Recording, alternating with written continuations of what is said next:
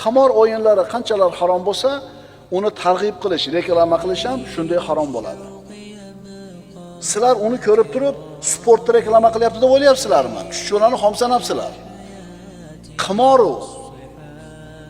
Futbol chempionati o'tkazadi, eng asosiy sponsorimiz palonchi totalizator kompaniya deydi.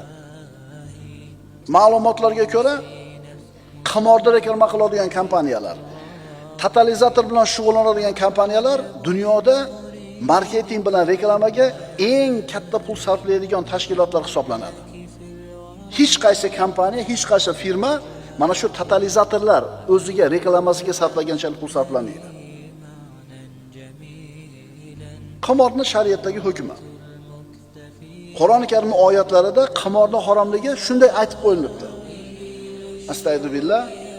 Ya ayyuhallazina amanu innamal khamru wal maysiru wal ansabu wal azlamu rijsun min amali shayton.